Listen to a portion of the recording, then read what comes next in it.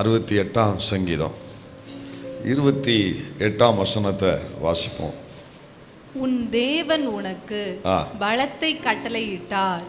தேவனே, நீர் எங்கள் நிமித்தம் உண்டு பண்ணினதை திடப்படுத்தும். உண்டு பண்ணினதை திடப்படுத்தும். யாருக்கு?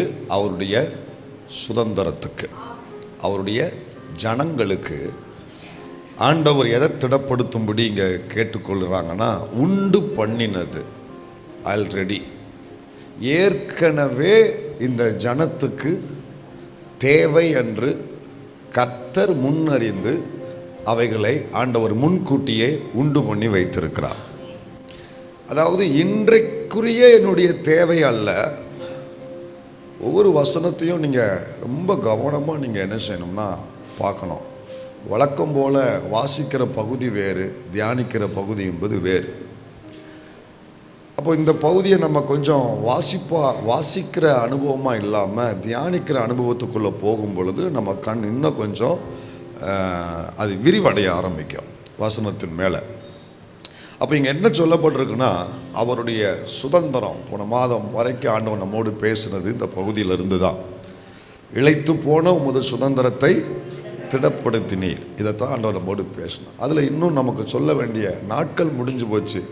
ஆனால் வசனத்தினுடைய தொடர் என்பது கடைசி வரைக்கும் தொடரத்தான் செய்யும். சரியா? காலங்கள் தான் நமக்கு பத்தாது. ஆண்டவருடைய வசனம் கடலிலும் ஆழமானது. அதே சமயத்தில் நான் நேற்று வந்தவங்களுக்கு தெரியும், வெயிட்டிங்கை பற்றி நேற்று காலையில் ஃபாஸ்டிங் பிரேயரில் தியானித்தோம். காத்திருக்கிற அனுபவம்னா அதோடைய உண்மையான அர்த்தம் என்ன, குறைச்சி வச்சு உண்மையான அர்த்தம் என்ன அப்படிங்கிறது நேற்று நம்ம தியானித்தோம். அதில் உங்களுக்கு தெரியும். ஸோ நம்ம இந்த காத்திருக்கிற அனுபவங்களில் நம்ம அறிந்து கொள்ள வேண்டிய ஒரு காரியம் அப்படின்னு பாதி நம்ம பாஸு, மீதியில் நம்ம என்ன இருக்கோம், ஃபெயிலாக இருக்கிறோம் அப்படின்னு அதில் ஆண்டவர் நமக்கு உணர்த்தினார். ஸோ அதில் ஒரு காரியம் நமக்கு சொல்லப்பட்டது என்னென்னா, ஒரு வாக்கு தத்தத்தை ஆண்டவர் என்ன செய்கிறாருன்னா, நமக்கு 1ஆம் தேதி நம்ம தியானிப்பதற்காக அல்லது நம்மளை பலப்படுத்துவதற்காக ஆண்டவர் நமக்கு தரான்னு வைங்களேன். 1ஆம் தேதி நமக்கு ஒரு வாக்கு தத்தம் கொடுக்கப்படுது. அந்த வாக்கு தத்தம் தொடர்ந்து அந்த மாதம் முழுவதும் நம்ம என்ன செய்ய போகிறோம், தியானிக்கிறோம். அந்த மாதம் முழுவதுமே அந்த வாக்கு தத்தத்தை நம்ம தியானிக்கிறோம், ஜெபிக்கிறோம், அறிக்கை எடுக்கிறோம். இப்போ நம்ம அந்த மாதம் முடிஞ்சு போச்சு.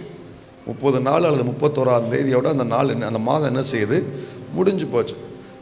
அப்போ மாதம் முடிந்ததுனால 1ஆம் தேதி கொடுக்கப்பட்ட வாக்கு தத்தம் எனக்கு நிறைவேறலைன்னா அப்போ அது காலாவதி ஆயிருமா? மாதங்களும் காலங்களும் ஓடுது, அது கடந்து போகுது. அப்போ 1ஆம் தேதி கொடுத்தாரு, 31ஆம் தேதி வரைக்கும் நான் அதுக்காக ஜெபித்தேன், அதையே தியானித்தேன். ஆனால் அந்த வார்த்தை என் வாழ்க்கையில் 31ஆம் தேதி நைட்டு வரைக்கும் அது நிறைவேறலை. இப்போ அடுத்த மாதம் வந்துருச்சு. அதனால் அந்த வசனத்தை அப்படி தள்ளிட முடியாது, தள்ளிடக்கூடாது. வசனத்துக்கு காலாவதியெல்லாம் கிடையாது.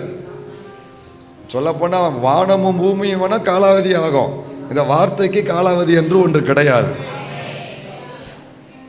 நம்ம தியானிப்பதற்காக அந்த காலங்களை பயன்படுத்துகிறோம், அந்த நாட்களை பயன்படுத்துகிறோம். நமக்கு வசதியாக இருப்பதற்காக, நமக்கு அது உற்சாகத்தை கொடுப்பதற்காக, புதுமையாக இருப்பதற்காக நம்ம என்ன செய்கிறோம்னா, ஒரு மாதத்துக்கு ஒரு வசனங்களை கர்த்தர் நம்ம இருதயத்தில் தருகிற வார்த்தையை அந்த மாதங்களோடு நம்ம முடித்து கொள்ளுகிறோம். ஆனால் அந்த மாதங்களோடு நம்ம தியானத்தை முடித்து அடுத்த மாதத்துக்கு வேறு தியானத்துக்குள்ளே கடந்து போனாலும் கூட அந்த மாதங்களில் கொடுக்கப்பட்ட வாக்குத்தத்தம் என்பது அது நிலைத்திருக்கக்கூடிய ஒன்று. அதுக்கு காலாவதி என்று நம்ம நினைக்கக்கூடாது. நிறைவேறா விட்டாலும் அதுக்குரிய காலங்களில் நிறைவேறும். நம்ம அதோட மறந்து அந்த டைரியை மூடிடக்கூடாது. அதை தொடர்ந்து நம்ம அறிக்கையிடணும், ஜெபிக்கணும், தியானிக்கணும். அது நிறைவேற்றுவதற்காக கொடுக்கப்பட்ட வாக்குத்தத்தம். இங்கே பேசப்படுகிற தேவன் கொடுக்கிற ஒவ்வொரு மாதமும் 1ஆம் தேதியிலேருந்து ஞாயிற்றுக்கிழமை, சனிக்கிழமை மாலை, அதே மாதிரி ஞாயிற்றுக்கிழமை மாலையில் தேவன் நமக்கு கொடுத்து நம்மளை தியானிக்க வைக்கிற பகுதி என்பது பிரசங்க குறிப்புகளுக்காக அல்ல, அது நம் வாழ்விலும் ஊழியத்தில் நிறைவேற்றுவதற்காக கொடுக்கப்பட்ட வார்த்தைகள். அல்லேலூயா. என்னுடைய பிரசங்கம் முடிஞ்சப்போ தான் என் ஜெபமே இதில் ரொம்ப தீவிரமாக. என்னன்னா, இது வெறும் பிரசங்கமாக இருக்கக்கூடாது, இது நிறைவேற்றப்படணும். இந்த வார்த்தைகள் ஒன்று சபைக்கு என்ன செய்யப்படணும்? நிறைவேற்றப்படணும். அப்படிங்கிறது தான் என்னுடைய அந்தரங்கத்தில் மிக தீவிரமான ஒரு ஜெபம். ஸோ அதனால் இதை நீங்கள் மனதில் வைத்து கொள்ள வேண்டும். அதை காலாவதி வசனத்துக்கு அல்ல, மனிதனுக்கு காலாவதி உண்டு, பொருட்களுக்கு காலாவதி உண்டு, இயற்கை எல்லாவற்றுக்கும் காலாவதி உண்டு. ஆனால் கர்த்தருடைய வார்த்தை என்றென்றும் நிலைத்திருக்கக்கூடியது. சரி, இப்போ ஆண்டவர் நமக்கு இந்த சுதந்திரத்துக்கு கர்த்தர் செய்கிற ஒரு காரியம். மறுபடியும் அந்த கடைசி வார்த்தையை கவனி, 28 வசனம் கடைசி வார்த்தை, உண்டு பண்ணினதை திடப்படுத்தும். ஆண்டவர் தம் சுதந்திரத்துக்கு சில காரியங்களை உண்டு பண்ணி வைத்திருக்கிறார். இன்னைக்கு உனக்கு அது தேவைப்படாமல் இருக்கலாம். ஏன் கர்த்தர் அதை உண்டு பண்ணினார்னா, இன்றைக்கு சூழ்நிலைக்கு உங்களுக்கு அது தேவைப்படாமல் இருக்கலாம். ஆனால் நீங்கள் கடந்து போகிற பாதையில் ஒரு நாள் உங்களுக்கு அது தேவை என்று கர்த்தர் அறிந்தபடினால முன்கூட்டியே எது எந்த காலங்களில் உங்களுக்கு தேவை என்று தேவன் அறிந்து அதை உண்டு பண்ணி வைத்திருக்கிறாரு. இன்றைக்கு நான் அனுபவித்துக் கொண்டிருக்கிற அல்லது என் கரங்களில் இருக்கிற ஆசீர்வாதம் 10 வருஷத்துக்கு முன்னால இது எனக்கு வருமா என்று நான் நினைச்சு பார்க்கல. இன்றைக்கு என் கையில், உங்கள் கையில் இருக்கிற சில ஆசீர்வாதங்கள் ஒரு 15-20 ஆண்டுகளுக்கு முன்பு இப்படி ஒரு காரியம் உங்களுக்கு நடக்குமா, இப்படி ஒரு நன்மையை நீங்கள் பெற்றுக்கொள்வீங்களா, இப்படி ஒரு வீடை கட்டுவீங்களா, இப்படி ஒரு வாகனத்தை வாங்குவீங்களா, இப்படி நீங்கள் ஆசீர்வாதமாக இருப்பீங்களாங்கிறது ஒரு 20 ஆண்டுகளுக்கு முன்பு நீங்களே நினச்சி பார்த்துருக்க மாட்டீங்க. ஆனால் அந்த 20 ஆண்டுகளுக்கு முன்பே, இன்னும் சொன்னால் நீங்கள் பிறப்பதற்கு முன்பே இது உண்டு பண்ணி வைத்திருக்கிறார் கர்த்தர்.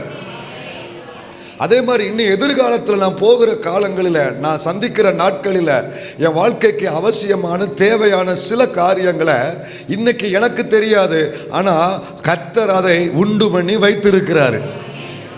அப்படி எதை ஆண்டவர் தம் ஜனத்துக்கு சுதந்திரத்துக்கு உண்டு பண்ணி வைத்திருக்கிறார் அப்படின்னு சில காரியங்களுக்குள்ள நம்ம கடந்து போவோம். 20 வசனம் பாருங்க. அதுலயே தான் நம்ம நிக்க போறோம். இன்னைக்கு அதுலயே தான் இருக்க போறோம். 20 வசனத்துக்கு வாங்க. நம்முடைய தேவன் ரட்சிப்பை அருளும் தேவனாய் இருக்கிறார். எனக்கு ஒரு கேள்வி வந்துச்சு இந்த வசனத்தை வாசிக்கும் பொழுது. ஆண்டவரே, இந்த ஜனங்கள் ஏற்கனவே இவங்க யாரு? வனாந்தரத்துல அலைஞ்சு திரிஞ்சவங்க. இவங்களை கர்த்தர் ஒரு நிரந்தர இடத்துக்கு கொண்டு வந்தீங்க, இவர்களை அலங்கரிச்சீங்க, இவர்களை அந்த நிரந்தர இடத்துல வேரூன்ற பண்ணினீங்க அப்படின்னு. இன்னும் சொல்ல போனால், எகிப்திலிருந்து இவர்கள் வெளியே வரும் பொழுதே அவர்கள் ரட்சிக்கப்பட்டவர்கள். பஸ்கா ஆட்டுக்குட்டி அடிக்கப்பட்டு ரத்தம் பூசப்பட்டு இரவோடு இரவா அவங்க வெளியேறி அவர்கள் ரட்சிக்கப்பட்டவர்கள். இன்னும் சொல்ல போனால், நிழலாட்டமாக செங்கடலை கடக்கும் பொழுது ஞானஸ்நானம் பெற்றவர்கள். அப்போ ஏற்கனவே இவங்க எகிப்திலிருந்து ரட்சிக்கப்பட்ட ஜனம் தான். எகிப்திலிருந்து வெளியே வந்தாலே அவங்க யார் தான்? ரட்சிக்கப்பட்ட ஜனம். இப்போ இவங்க ரட்சிக்கப்பட்டு கானானுக்குள்ள வந்துட்டாங்க, கர்த்தருடைய ஆயத்தம் பண்ணின ஸ்தலத்துக்கு வந்துட்டாங்க. ஆனால் இங்கே வந்ததுக்கு அப்புறம் சொல்லப்பட்டிருக்கு, நம்முடைய தேவன் ரட்சிப்பை அருளும் தேவனா இருக்கிறார். அப்ப ரட்சிக்கப்பட்டவங்களுக்கு மறுபடியும் ஆண்டவர் இந்த ஜனத்துக்கு எதை உண்டு பண்ணி வைத்திருக்கிறார்னா ரட்சிப்பை.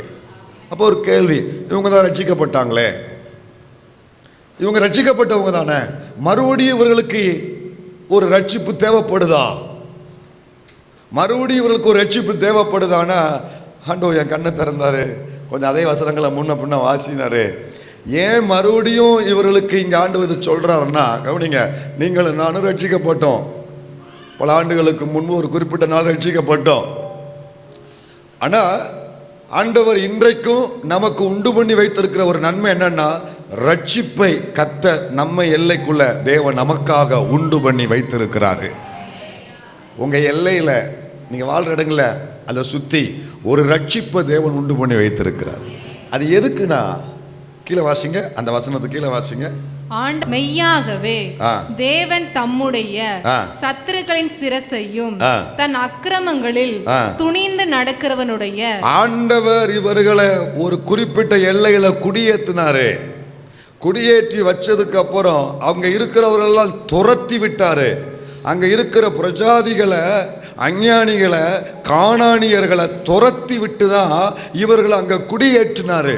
ஆனாலும் இவர்கள் குடியேற்றப்பட்ட எல்லைக்குள்ள மறுபடியும் நுழைந்து இவர்களை பாழாக்கும்படி உள்ள யாரு வாரா? சத்துருக்களின் கூட்டம். வசனம் இருக்கு பாருங்க, சத்துருக்களின் சிரசு. சத்துருக்கள் உள்ள வாராங்க.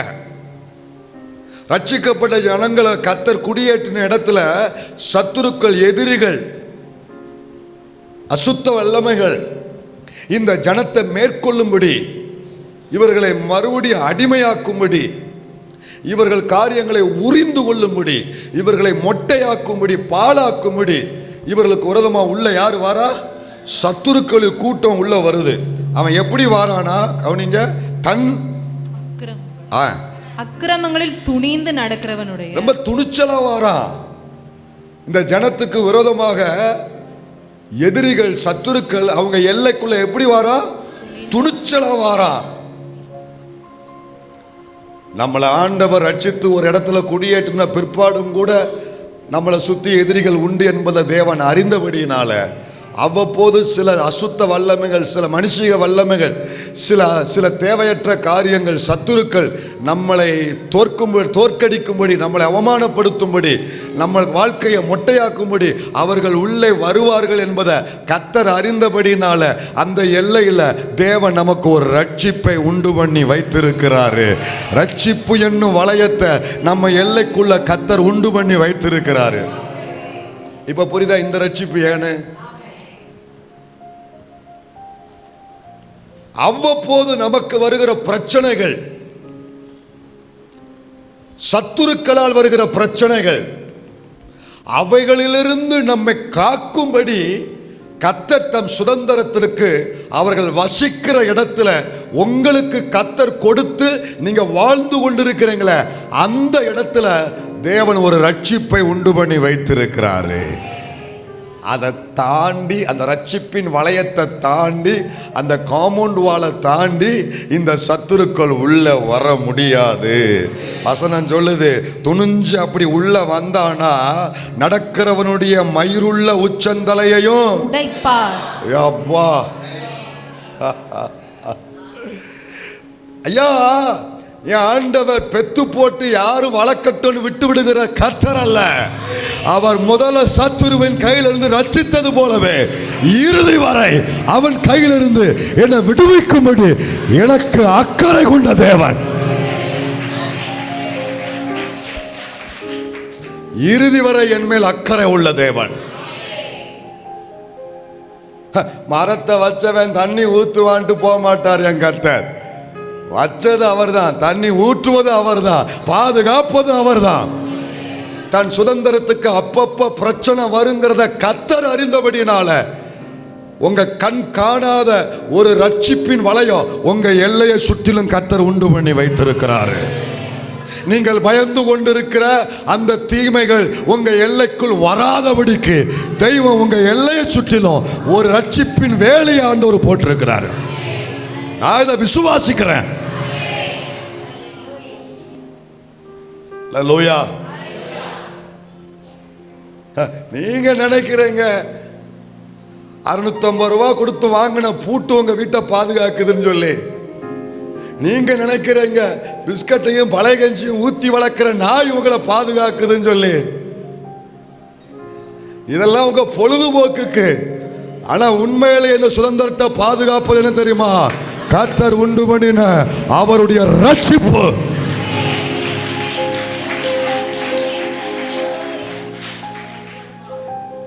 உங்களையும் உங்க பிள்ளைகளையும் உங்க வீட்டையும் உங்க குடும்பத்தில் உள்ள அத்தனை பேரையும் வெளியில போயிட்டு உள்ள வருகிற வரைக்கும் உள்ள இருக்கிற நேரங்களில் அல்லேலூயா வருகிற அத்தனை தீமைகளுக்கும் விலக்கி பாதுகாப்பது தான் அந்த ரட்சிப்பின் வளையம். ஆண்டவர் இதை அப்படியே ஸ்பேஸில் நிலைநாட்டிருக்கான் பாருங்க. இந்த ஸ்பேஸில் விமானங்கள்லாம் மேலே பறந்துச்சுன்னா ரொம்ப லாங்காக போகிற விமானம், போர் விமானங்கள்லாம் பறக்கும் பொழுது ஃபியூல் ஃபில் பண்ணுறதுக்கு கீழே வர வேண்டாம். ஸ்பேஸ்ஷிப்பில் மேலேயே அவன் ஃபில் பண்ணுறதுக்கு மேலே தொங்க விட்டுருக்கான். புரியலையே அவங்களுக்கு? நம்ம ஊரில் பெட்ரோல் போடணும்னா வண்டிக்கு பெட்ரோல் எங்கே போனோம்? பெட்ரோல் பல்க்குக்கு தானே போனோம்.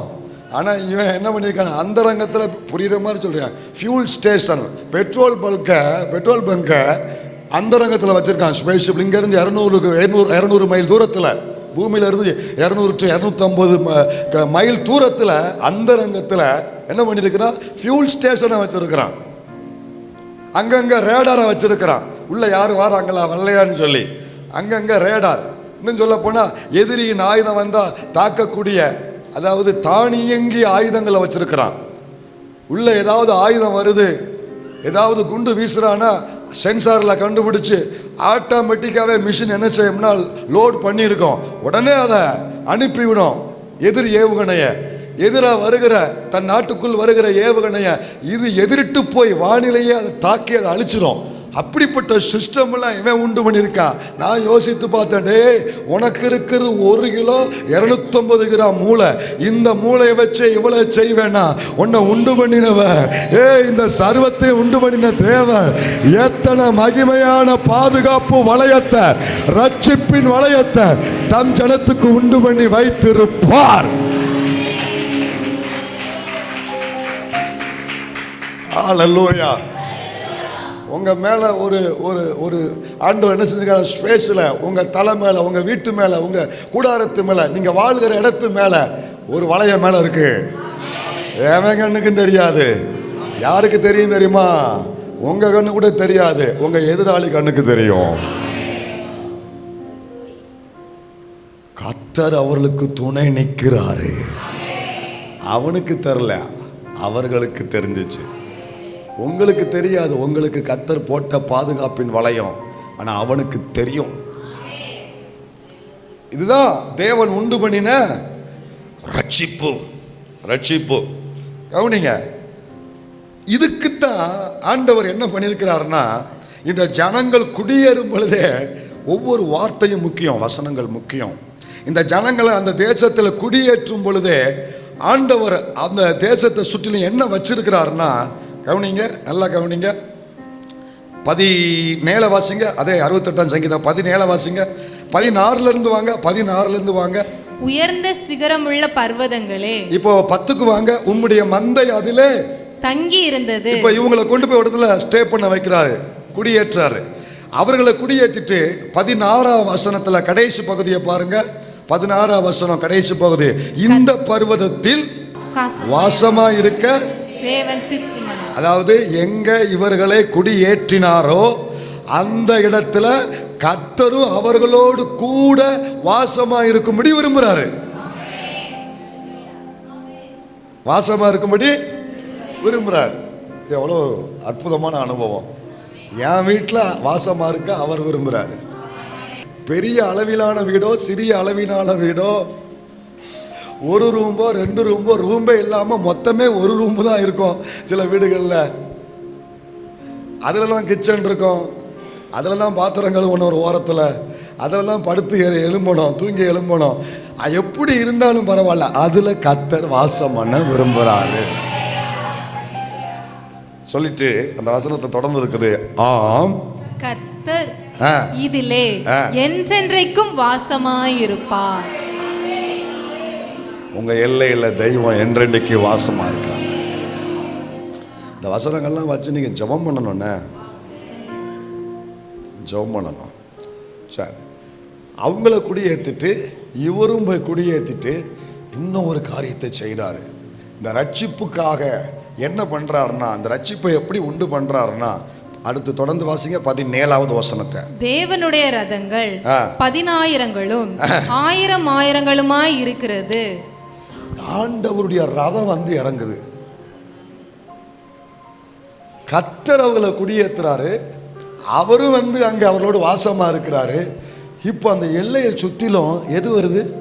ரதங்கள். வெறும் ரதம் இல்லை, தேவனுடைய ரதம். காட்ஸ் ஆர்மி, தேவனுடைய ராணுவம், தேவனுடைய ரதம். 1 2 இல்லை, 1000,000ங்கள், 10,000ங்களும் 1000,000ங்களுமா வந்து இறங்குது. இவர் வந்தாருன்னா அவருடைய சேனை அவர் கூடயே வரும். ஆண்டவர் நடந்து வந்தாருன்னு வைங்களேன், அவருடைய சேனை அவரோடு கூட வருது. இப்ப கர்த்தர் இங்க வந்ததுனால அவருடைய ஆர்மி அங்க வந்து இறங்குது. ஆண்டவருடைய ஆர்மி எங்கெங்க இருக்கு? உங்க எல்லை இல்லை. ஆண்டவர் வாசம் பண்ற மாதிரி உங்க எல்லை இருந்ததுன்னு வைங்களேன், கண்டிப்பா இருக்கணும், இருக்குன்னு நம்புறேன். அந்த எல்லையில கர்த்தருடைய இராணுவங்கள், தேவனுடைய ரதங்கள் வந்து இறங்குது. உங்களுக்கு தெரியாது இல்லையா? லிட்டரலா சொல்றேன், தம் ஜனத்தோடு கர்த்தர் வாசமா இருக்கிறாரு. அவர் வாசமா இருக்கும் பொழுது சுத்திலும் ரதங்கள் இருக்கிறது. உங்களுக்கு தெரியும் தானே சம்பவம்? எலிசாவை பிடிப்பதற்கு சீரிய இராணுவ தலைவன் சீரிய படை வந்தது. சீரிய படை வந்த உடனே எலிசாவின் வேலைக்காரன் பயந்தான். வீட்டு வாசல காலையில காப்பி போடலான்னு சொல்லி கதவை திறந்தான். பால் பாக்கெட்டை எடுத்துட்டு போய் கதவை காப்பி போட்டு எஜமான் கொடுக்கலான்னு கதவை திறந்தா சுத்தி யார் இருக்கா? சீரிய படை. அதை பார்த்த உடனே ஐயோன்னு ஓடி வாரா. ஐயோன்னு ஓடி வந்த உடனே இப்போ எலிசா என்ன சொல்லுவார் சொல்லுங்க? அந்த வசனத்தை நீங்க நல்லா கரெக்டா சொல்றீங்க. அந்த வசனத்தை கொஞ்சம் எடுங்களேன். தேவனுடைய மனுஷனின் வேலைக்காரன் அதிகாலமே எழுந்து வெளியே புறப்படுகையில் இதோ இராணுவமும் குதிரைகளும் ரதங்களும் பட்டணத்தை சுற்றி கொண்டிருக்க கண்டான். அப்பொழுது வேலைக்காரனை அவனை நோக்கி, ஐயோ என் ஆண்டவனே, என்ன செய்வோம் என்றான். அதற்கு இப்ப என்ன செய்ய போறோம்? பிரச்சனை அதிகமா இருக்கு. பலத்துக்கு மிஞ்சின பிரச்சனை எதிரிட்டு வந்திருக்கு. என்ன செய்ய போறோம் தெரியலையே. பயந்து ஓடி வரான். பயந்து ஓடி வந்த உடனே அடுத்த வசனத்துல எலியாவுடைய ஜெபத்தை பாருங்க, ரொம்ப அர்த்தம் உள்ளதா இருக்கும். எலிசாவுடைய ஜெபம். அதற்கு அவன், பயப்படாதே, அவர்களோடு இருக்கிறவர்களை பார்க்கிலும் நம்மோடு இருக்கிறவர்கள் அதிகம் என்றான். இவன் சுத்தி சுத்தி பார்க்கான், நம்மோடு இருக்கிறவங்க அதிகமா, நீரும் நானும் மட்டும்தான் இருக்கேன், 2 பேர் மட்டும்தான் இருக்கோம், அதிகன்றாரு. அவர் பார்த்த உலகம் வேறு, இவன் பார்க்கிற உலகம் வேறு. 2 பேரை வச்சிருக்கிறான். அவர் எதை பார்த்து, இவன் கண்ணுக்கு முன்னால இருக்கிறத பார்க்கிறான்.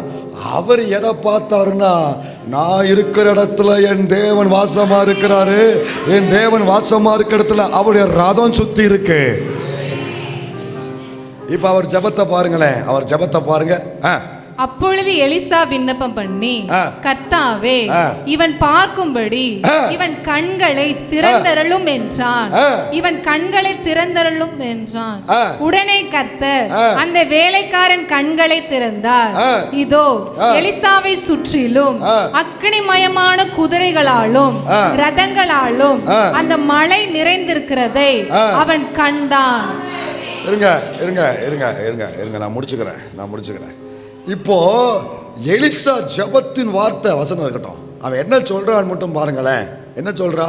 கர்த்தாவே, இவன் பார்க்கும்படி இவன் கண்களை. பிரச்சனை வந்திருக்கு. நம்ம என்ன செய்வோம்? ஆண்டவரே இறங்கி வாரோம், ஆண்டவரே அற்புதம் செய்யும், ஆண்டவரே உதவியை அனுப்போம், ஆண்டவரே தூதனை அனுப்போம், இராணுவத்தை அனுப்போம் அப்படின்னு கேட்போம். எலிசா இங்க இராணுவத்தை அனுப்பும்னு கேட்கல, எலிசா இங்க ரதங்களை அனுப்பும்னு கேட்கல. அவன் என்ன சொல்றானா, ரதம் இருக்குது, அதை பார்க்கும்படி கண்ணை திறக்கணும். ஏற்கனவே ரட்சிப்பின் வளையத்தை தேவன் வச்சிருக்கிறாரு, அதை பார்க்கக்கூடிய கண்ணு இவனுக்கு வேணும். ஜெபத்தின் வார்த்தையின் வித்தியாசத்தை பார்த்தீங்களா? அனுப்பும்னு கேட்கல, அவனுக்கு தெரியும் நான் இருக்கிற இடத்துல என்னுடைய தேவன் வாசமா இருக்கிறாரு. அவர் வந்தாருன்னா இராணுவம் சுத்தி இருக்குது, அது இருக்குன்னு அவருக்கு தெரியும். 68ஆம் சங்கீதத்தில் கர்த்தர் சொன்ன இந்த இராணுவங்கள், இந்த ரதங்கள் அங்க இருக்குங்கிறது எலிசாவுக்கு தெரியும். இப்ப அவன் ஜெபம் அனுப்பும் அல்ல, கண்ணை தரம். நீர் அனுப்பினத, நீர் உண்டு பண்ணி வைத்திருக்கிற ரட்சிப்பை பார்ப்பதற்கு இவன் கண்ணை தரங்க. இந்த பகல், இந்த மாலை நேரத்தில் எதிரிட்டு வந்திருக்கிற பிரச்சனைகளை சமாளிப்பதற்கு பலன் இல்லை என்று வந்திருக்கிற தேவ பிள்ளையே, உன்னை மூழ்கடிக்கும்படி வந்த சீரிய ராணுவத்தை போல எதிரான பிரச்சனைகளை எப்படி ஜெயிக்க போற என்று அங்கலாய்க்கிற தேவ பிள்ளையே, ஒரு ஜெபம் நீ பண்ணணும். என்ன ஜெபம் தெரியுமா? உதவியை அனுப்பும் அல்ல, பாதுகாப்பை அனுப்பும் அல்ல, அது இருக்கிறது உன் எல்லைக்குள்ள, அதை பார்க்கும்படி கண்ணை கத்த திறக்கணும். உங்க எல்லையை சுற்றிலும், உங்க எல்லையை சுற்றிலும் ஒரு ஜெபம் பண்ணுவோமா? எல்லாரும் சேர்ந்து ஒரு ஜெபம் பண்ணுவோம். ஹல்மா தானா ஷேகோ தூனா மாராகா ரகுதா நா ஷேகோ தூனா மாலாதா. சீரிய இராணுவம், மனிதர் கண்களுக்கு தெரிகிற இராணுவம், ஆனால் யாரு கண்ணுக்கும் தெரியாத, அல்லேலூயா, ஆமென், ரட்சிப்பின் தேவன் உண்டு பண்ணி வைத்துக்கிற ரட்சிப்பு, அவருடைய ரதங்கள், அவருடைய ஆளுகை, அவருடைய பாதுகாப்பு தேவ ஜனத்தை சுற்றி இருக்கிறது. அதை பார்க்கும் கண்கள் இந்த மாலை நேரத்தில் இந்த ஜனங்களுக்கு திறக்கப்படுவதாக. எதிராக எழும்பி வருகிற அக்கினி ஆஸ்திரங்கள் அழிந்து போகத்தக்கதாக அந்த அக்கினி ஆஸ்திரங்கள் இவர்கள் எல்லைக்குள் வராதபடிக்கு இவர்களை பாதுகாக்கிற தேவன் உண்டு பண்ணி வைத்திருக்கிற இந்த ரட்சிப்பு, இந்த பாதுகாப்பு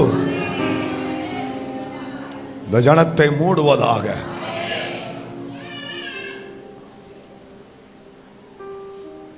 அல்லேலூயா. அந்த இராணுவம் இன்னைக்கு வரைக்கும் அங்கதான் இருக்கு.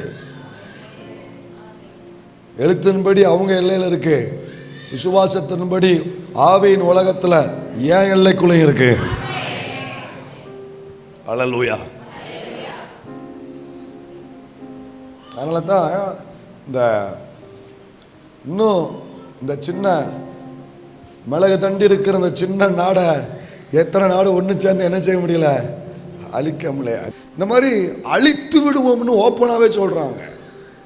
ஆனால் இன்னைக்கு வரைக்கும் அவனுங்களை ஒன்றும் பண்ண முடியல. காரணம், கர்த்தர் அங்கே வாசமாக இருக்கிறார். அவருடைய இந்த ரதம் அந்த தேசத்தை சுற்றி இருக்குது. இந்த Benjamin Netanyahu prime minister of Israel, அவருடைய ஸ்பீச்சில் ஒன்று அவர் என்ன சொன்னார்னா, இடையில் கொஞ்ச நாளைக்கு முன்னாடி அவர் ஒரு ஸ்பீச் ஒன்று பார்த்தேன். அது சொல்கிறாரு, 70 ஆண்டுகளுக்கு முன்பு எங்களுக்கு தேசம் இல்லை. தேசம் உருவாக்கப்பட்டது 1948 மே 17. அப்போதான் எங்களுக்கு ஒரு தேசம் கொடுக்கப்பட்டுச்சு. எங்களுக்கு ஒரு தேசம் உருவான சில மணி நேரங்களிலேயே 7 அரபு நாடுகள் எங்களுக்கு எதிராக போர் தொடுத்தது. அப்போ தான் தேசம் உருவாகி எல்லாரும் குடியேறி இருக்கிறாங்க, அவ்வளோதான். உடனே சில மணி நேரங்களிலேயே எங்களுக்கு விரோதமாக 7 அரபு நாடுகள் போர் தொடுத்தன. அன்றைக்கு எங்களுக்கு வலிமையான விமானப்படை இல்லை, தரைப்படை இல்லை, வேறு எங்கும் செல்வதற்கு இடமில்லை. ஆனால் தைரியமுள்ள யூதர்கள் மட்டும் எங்களோடு இருந்தார்கள். வெறும் 650 யூதர்கள் மட்டும் எங்களோடு இருந்தார்கள். 650 யூதர்களை மட்டும் வைத்து அரபு உலகத்தை நாங்கள் எதிர்த்தோம். Lebanon, Egypt, Syria, Iran, Jordan, Saudi Arabia ஆகிய நாடுகள் ஒரே நேரத்தில் எங்களுக்கு எதிராக தாக்குதலை தொடுத்தார்கள். அந்த சரித்திரம் சொல்லுது, அவர்கள் தாக்குதலை தொடுக்கும் பொழுது, இன்றைக்காவது இவன்ட்டு அயன்டோன் இருக்குது, இன்றைக்கி நிறையா எக்யூப்மெண்ட்ஸ் இவன்ட்டு இருக்குது, ஆனால் அன்றைக்கி ஒன்றும் இல்லை. அன்றைக்கி அவர்கள் தாக்குதலை தொடுக்கும் பொழுது என்ன ஆயிடுச்சு அப்படின்னா, அவங்க சொல்கிறாங்க, அவர்கள் அனுப்பின அந்த ஏவுகணைகளோ வெடிகுண்டோ எங்கள் எல்லைக்குள் வராமல் இடையிலேயே பாலைவனத்திலேயே அது விழுந்து அது செயலற்று போனது. அன்னைக்கு அவங்கள்ட்ட எக்யூப்மெண்ட் எதுவும் கிடையாது, வெறும் ஆளா மட்டும் உள்ளே நிற்கிறான். சொல்றாங்க, அன்னைக்கு உள்ள வரல, பாலைவனத்திலே இடைமறித்து அது விழுந்து அங்கேயே செயல் இழந்தது. இரண்டாவது, அவர்களுக்கு விரோதமாக கன்னி வெடிகள் அங்கே வைக்கப்பட்டிருந்தது. ஆனால் இவர்கள் நடந்து போன இடத்துல ஒரு கன்னி வெடி கூட வெடிக்கவில்லை. ஒரு கன்னி வெடி கூட வெடிக்கவில்லை. தொடர்ந்து சொல்றார் அவர் ஸ்பீச்சில், ஐக்கிய நாடுகள் எங்களுக்கு கொடுத்த தேசத்தினுடைய 65% வெறும் பாலைவனம். ஆனால் இன்றைக்கு அந்த பாலைவனம் அனைத்தையும் நாங்கள் சோலைவனமாய் மாற்றியிருக்கிறோம். உலகம் முழுவதுக்கும் பல நாடுகளுக்கு எங்களிடத்திலிருந்து விலை உயர்ந்த பொருட்களை நாங்கள் ஏற்றுமதி செய்து கொண்டிருக்கிறோம். நிறைய சொல்றாரு, நான் சுருக்கி சொல்றேன். பல மிக வலிமையான இராணுவங்கள் எங்களிடத்தில் இல்லை. ஆனால் இன்றைக்கு நவீன இராணுவங்கள் எங்கள் தேசத்தில் இருக்கிறது. எந்த வலிமையான ஆயுதமோ இராணுவமும் இல்லாத அப்பொழுதே அந்த அரபு நாடுகளை நாங்கள் வென்றோம்.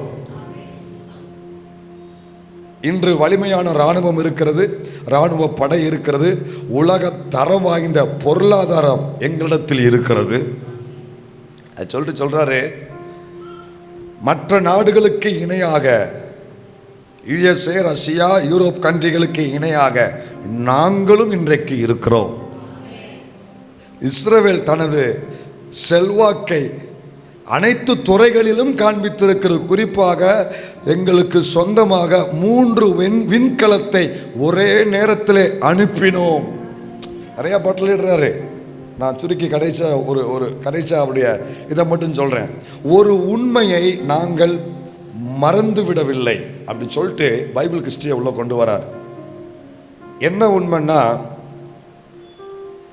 பார்வோனுக்கு நாங்கள் தப்பி பிழைத்தோம், கிரேக்க சாம்ராஜ்யத்துக்கு நாங்கள் தப்பி பிழைத்தோம், ரோமர்களுக்கும் தப்பி பிழைத்தோம், ஸ்பெயின், ரஷ்யா, ஹிட்லர், ஜெர்மனி, அரபு நாடுகள் அனைத்திற்கும் நாங்கள் தப்பி பிழைத்தோம்.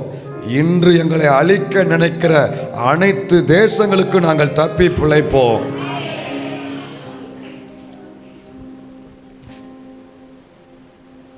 சொல்றாரு, காரணம் எங்கள் தேவன் எங்களோடு உண்டு. ஒரு முக்கியமான நாட்டினுடைய பிரதமர் முழு உலகத்துக்கும் டிக்ளேர் பண்றாரு. காரணம் இதெல்லாம் சொல்லிட்டு கடைசியா கொண்டு வந்து எங்க கொண்டு வைக்கிறார்னா, காரணம் எங்கள் தேவன் எங்களோடு உண்டு. இதை வெகு சீக்கிரத்தில் அனைவரும் அறிந்து கொள்வார்கள்.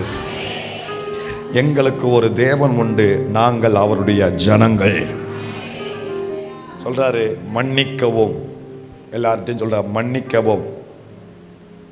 உங்கள் அச்சுறுத்தலுக்கு நாங்கள் பயப்படாதிருப்பதற்காக நீங்கள் மன்னிக்கவும். ஆபிரகாமின் தேவன், ஈசாக்கின் தேவன், யாக்கோபின் தேவன், அவர் ஒருபோதும் தூங்குவதில்லை, எங்களை காக்கிறவர்.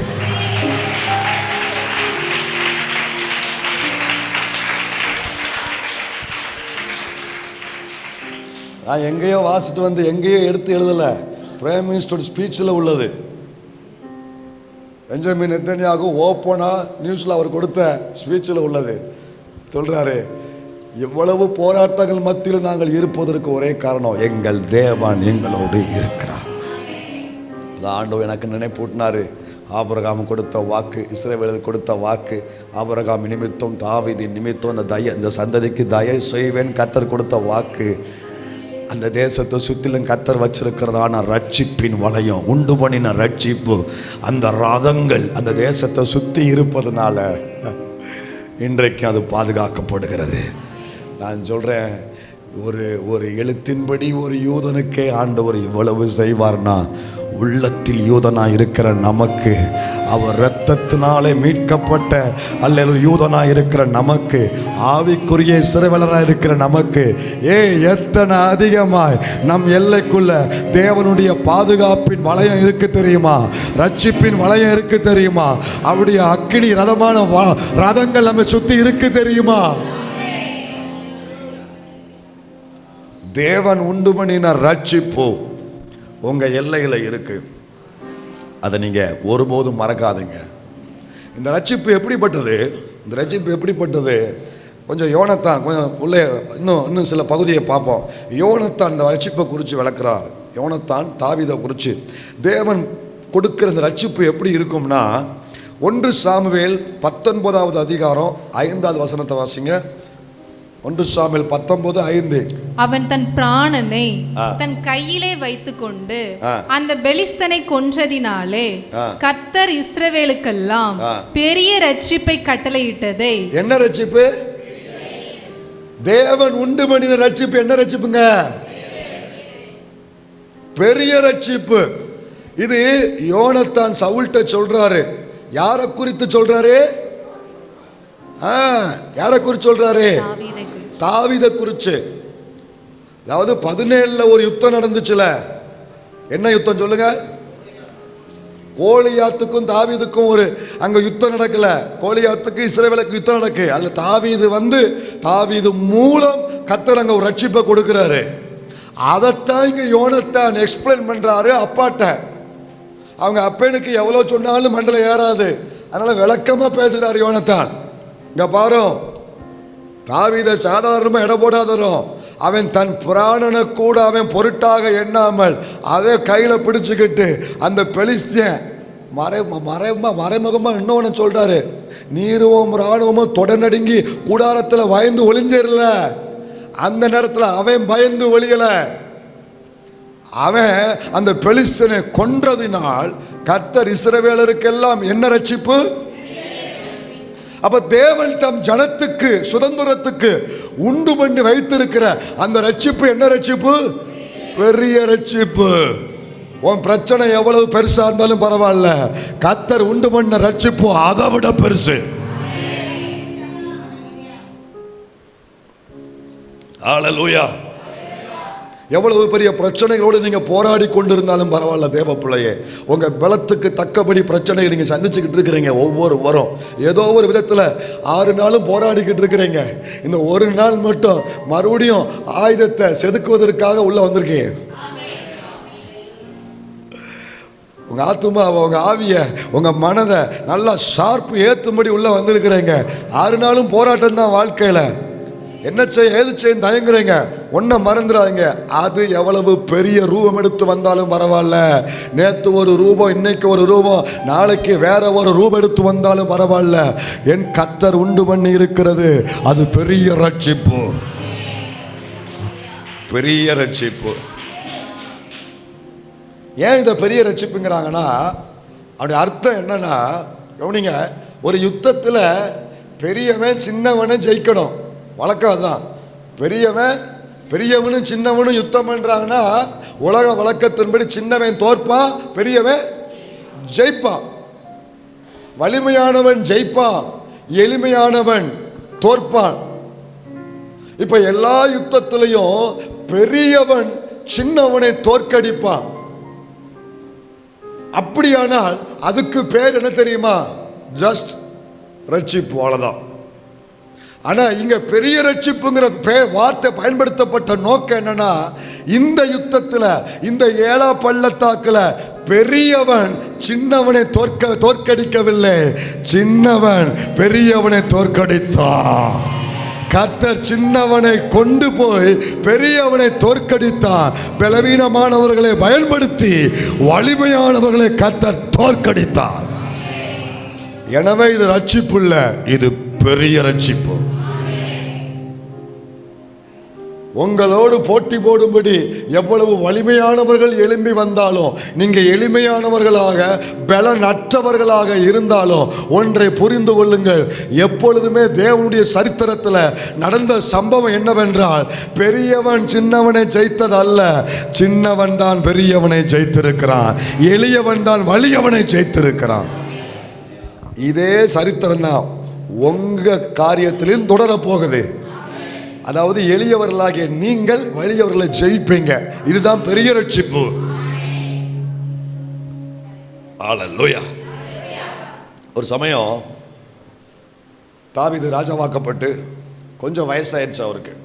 அவருக்கு வயசான உடனே ஒரு யுத்தம் மறுபடியும் இந்த பெலிஸ்தியன் என்ன பண்றாங்க, இந்த பெலிஸ்தியன் மட்டும் கடைசி வரைக்கும் தொந்தரவு பண்ணிக்கிட்டே இருப்பான். அவங்கள தொந்தரவு பண்ணிக்கிட்டே இருப்பான்.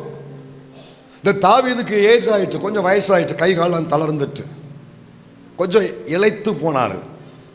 வசனமே இருக்கு, தாவீது விடாய்த்து போயிருந்தான் இருக்கு. அந்த விடாய்த்த நாட்களில் பெலிஸ்தியன்ல ஒருத்தன் தாவீதை போட்டு தள்ளாம விட மாட்டேன்னு வந்தான். தாவீதை வெட்டாம விட மாட்டேன், தாவீதை வெட்ட வேண்டும் என்று இருந்தான் இருக்கு வசனம். நான் சொல்றது 2 சாமுவேல் 21 அதிகாரத்தில் இருக்கு. இந்த சரித்திரங்களை சொல்லிட்டு போறேன். அப்ப தாவீது விடாய்த்திருந்தான். அதுல 15 வசனத்தை வாசிங்க, 21:15 வாசிங்க.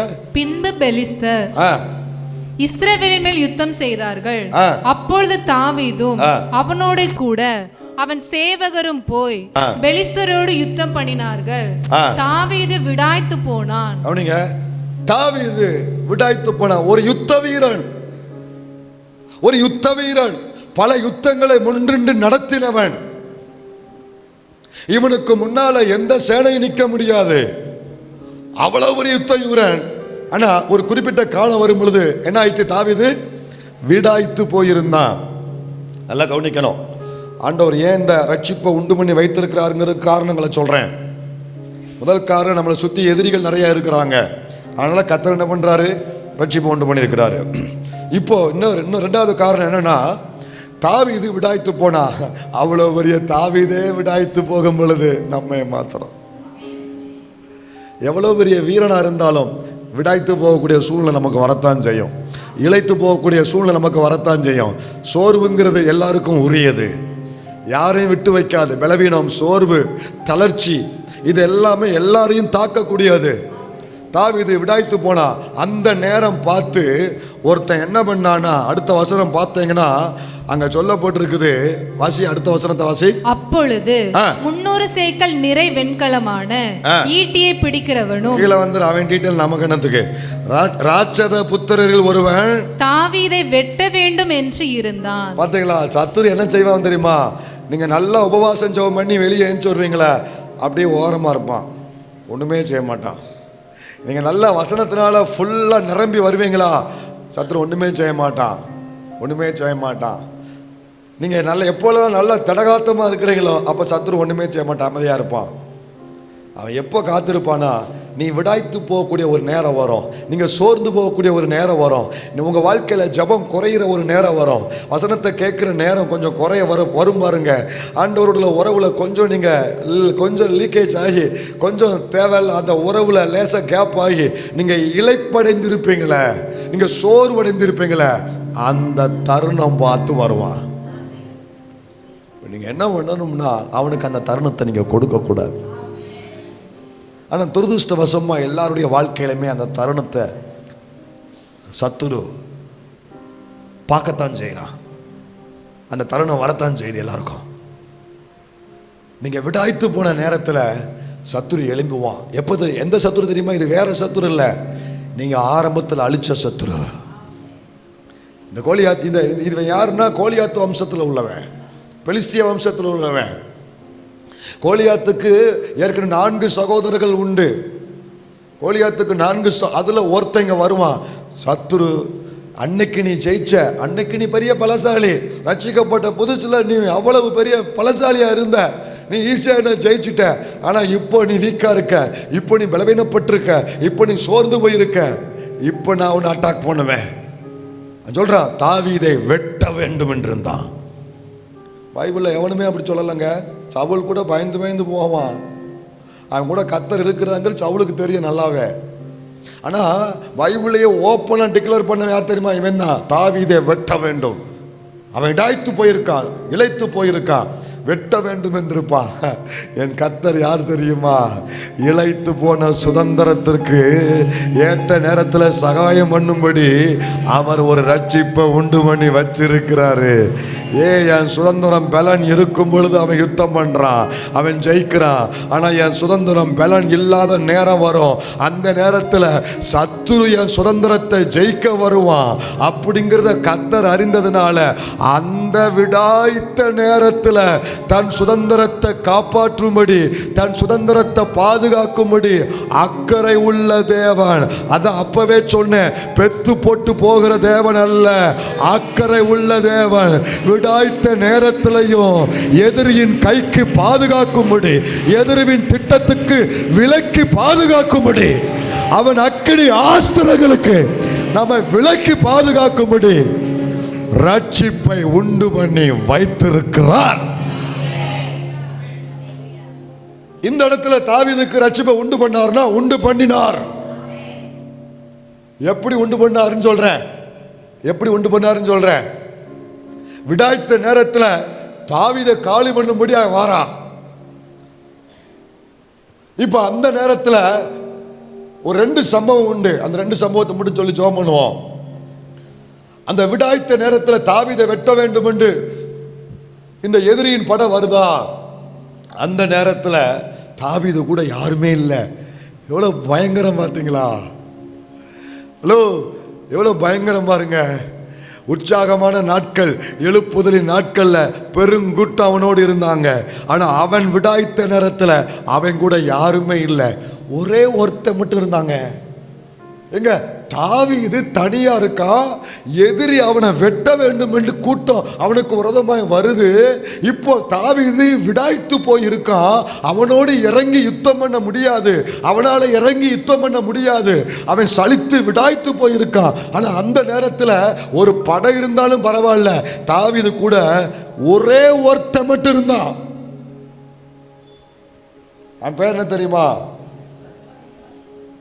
எலெயாசார். எலெயாசார். அவன் ஒருத்த மட்டும் தாவீதோடு இருந்தான். இப்போ தாவீதுக்கும் ஒரு பக்கம் பயம், இந்த எலெயாசாருக்கும் ஒரு பயம். நான் ஒருத்தன் இருக்கிறேனே, எப்படி தாவீதை காப்பாற்ற போறேன்? ஏன்னா இதுக்கு முன்னாலே சொன்னாங்க, தாவீதே நீ யுத்தத்துக்கு வராதப்பா, எப்ப நீ எங்களுக்கு முக்கியம்ப்பா. இஸ்ரவேலில் விளக்கு அணைந்து போக கூடாதுப்பா, இஸ்ரவேலுக்கு விளக்கு இருக்கணும்ப்பா, அது நீதான்ப்பா, நாங்க பார்த்துக்கிறோம் யுத்தம், நீ வராதப்பா அப்படின்னாங்க. ஆனா இவன் போயிருந்தான், எதிரியும் வந்துட்டான். இப்போ அவனை பாதுகாக்கிறது ஒரு பெரிய சவால். ஏன்னா தலைவனை பாதுகாக்கணும்ல. என்ன ஒன்னையும் காணோம், அவர் போனா எங்களுக்கு என்னன்றீங்களா? உங்களை வச்சு நான் என்ன செய்ய?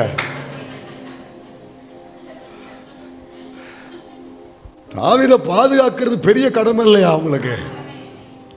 ஏன்னா இத்தனை ஆண்டு தன் ஜீவனை பணைய வைத்து தன் ஜனத்தை பாதுகாத்தது தாவீது. தன் ஜனத்துக்காக எடுக்கக்கூடாத எல்லா ரிஸ்கையும் எடுத்தாரு தாவீது. ஆனா இப்ப அவருக்கு ஒரு நஷ்டம், இப்ப அவருக்கு ஒரு பாதிப்பு, இப்ப அவருக்கு ஒரு சவால், பிரச்சனை எதிரிட்டு வந்திருக்குது. கூட யாரும் இல்லை. இதான் வாழ்க்கையின் நிதர்சனமான உண்மை. எல்லாரும் இருப்பாங்க, ஆனா வேண்டிய நேரத்தில் ஒருத்தர் இருக்க மாட்டாங்க. முக்கியமான நேரத்தில் யாருமே இருக்க மாட்டாங்க. இது பிரசங்கத்தை சொல்ல, இதான் வாழ்க்கையின் அனுபவம். எல்லாருக்கும் இதான் உண்மை. ஆனா கர்த்தர் என்ன பண்ணுவார் தெரியுமா? தன் சுதந்திரத்தை விட்டு கொடுக்க மாட்டார், விட்டு விலக மாட்டார். இப்படி ஒரு காலம் வரும் தான், இப்படி ஒரு நேரம் வரும் தான், நீ இழைத்து போகக்கூடிய ஒரு சமயம் வரும் தான். உனக்கு ஒரு ரட்சிப்பை உண்டு பண்ணி வச்சிருக்கிறாரு. அது பெரிய ரட்சிப்பை உண்டு பண்ணி வச்சிருக்கிறாரு. ஆண்டவர் என்ன பண்ணாரு தெரியுமா? அந்த எலெயாசாரை பலப்படுத்தினாரு. அவனை கர்த்தர் கரத்தில் எடுத்தாரு, அவனை கர்த்தர் பயன்படுத்தினாரு. இப்போ அவன் கரம் கர்த்தருடைய புயமா மாறுச்சு. வசனம் சொல்லுது 23க்கு வாங்க, 2 சாமுவேல் 23க்கு வாங்க, 23க்கு வாங்க. 9ல இருந்து வாசிங்க வேகமா. 23 அதிகாரம் 9ல இருந்து. இவனுக்கு இரண்டாவது அகோயின் குமாரனாகிய லிஸ்ட் போடுறார். பிந்தின நாட்கள் லிஸ்ட் நடந்த சம்பவம் ஒரு நாள், இதுக்கு முன்னால் நடந்ததை இப்ப எடுத்து அதை வரிசைப்படுத்தி சொல்றாரு. தோதோவின் மகன் எலெயாசார் என்பவன். எலெயாசார் என்பவன் இவன் பெலிஸ்தர் யுத்தத்திற்கு கூடின ஸ்தலத்திலே இஸ்ரவேல் மனுஷர் போகையில் தாவீதோட இருந்து. யாரோடு? தாவீதோடு. யாரோடு? தாவீது. இப்ப தனியா தாவீது விடப்பட்ட நேரத்தில் அவன் கூட இருந்த ஒரே ஒரு ஆள் யாருதான்? இந்த எலெயாசார். அவன் மட்டுமே இருந்தான். பெலிஸ்தரை நிந்தித்த 3 பராக்கிரமசாலிகளில் ஒருவனாய் இருந்தான். இவன் எழும்பி, எதிரி வாரா அப்படின்ட்டு, எனக்கு புள்ள ஊட்டி இருக்கு ராஜாவே, வாழ்ந்து எல்லாம் முடிச்சுட்டேரு, எல்லாத்தையும் பார்த்துட்டேரு, நான் இப்போதான் இளசு, இப்போதான் வாலிபன், போயிட்டு வரட்டுமா அப்படின்ட்டு கிளம்பி போகலை. அவன் விட்டுட்டு போகலை. என்ன பண்ணான்னு தெரியுமா? கர்த்தர் அவனை பலப்படுத்தினாரு, கர்த்தர் அவனை பயன்படுத்தினாரு. இப்போ அவனுக்கு ஒரு பெரிய பொறுப்பு. ஒன்று தெரிஞ்சுக்கோ, இந்த மாதிரி நேரத்தில் இந்த கூட்டத்தில் இங்கே சில எலெயாசார்கள் இருக்கிறார்கள் என்பதை நான் மறக்கவில்லை. அது ஸ்திரீகளாக இருக்கலாம், சகோதரர்களாக இருக்கலாம், அது வாலிபர்களாக இருக்கலாம், வாலிப இளம் சிங்க குட்டிகளாக இருக்கலாம். சில எலெயாசார்களை கர்த்தர் உள்ள வச்சிருக்கிறாரு. எதுக்கு தெரியுமா? சில நேரங்களில் யுத்த வீரர்கள் அவர்கள் விடாய்த்த நேரத்தில், எலெயாசார்களே எப்போதும் ஆயத்தமா இருங்க, எந்த நேரத்திலேயாவது யுத்த காலத்துல கர்த்தர் உங்களை கையில எடுக்கிற நேரம் வரும். அந்த நேரத்தில் அந்த சுதந்திரத்தை பாதுகாக்கும்படி தேவன் உண்டு பண்ணி வைத்த ரட்சிப்பு உங்கள் மூலம் வெளிப்படுவதற்கு ஒரு தருணம் உங்களுக்கு கிடைக்கும். ஒரு தருணம் உங்களுக்கு கிடைக்கும். ஆண்டவர் இந்த எலெயாசார் பல வருஷங்களா தாவீதுக்கு உண்மையா இருந்தான், தாவீதோடு கூட இருந்தான், கிடைச்ச வேலையை உண்மையா செஞ்சான், நேர்த்தியா செஞ்சான். ஆண்டவர் பார்த்தாரு, இந்த நேரத்தில் நான் பயன்படுத்த போகிறது யார் தெரியுமா? தாவீதை அல்ல, இந்த எலெயாசார. வசனம் சொல்லுது, வாசிங்க. இவன் எழும்பி என்ன செய்யணும்? எழும்பணும். தம்பி தங்கச்சி, எழும்பணும். குந்திக்கிட்டே இருக்கக்கூடாது, புலம்பிக்கிட்டே இருக்கக்கூடாது, சாப்பிட்டோமா தூங்குனோமான்னு இருக்கக்கூடாது, ஃபேனை போட்டோமா லைட்டை போட்டோமா சாப்பிட்டோமா தூங்குனோமா நல்ல போர்வை எடுத்து பொத்துனோமான்னு இருக்கக்கூடாது. நீ எழும்பக்கூடிய நேரம் வரும். இன்னும் அர்த்தமா ஆழமா சொல்றேன், ஒரு காலத்துல யுத்த வீரர்களாய் இருந்தவர்களுக்கு ஆமே பக்கபலமாய் நின்று ஒரு குறிப்பிட்ட நேரத்தில் கர்த்தரின் ரட்சிப்ப தேசத்தில் வெளிப்படுவதற்கு நீ காரணமாய் மாறுவதற்கு ஆயத்தமா இருக்கணும். ஆயத்தமா இருக்கணும்.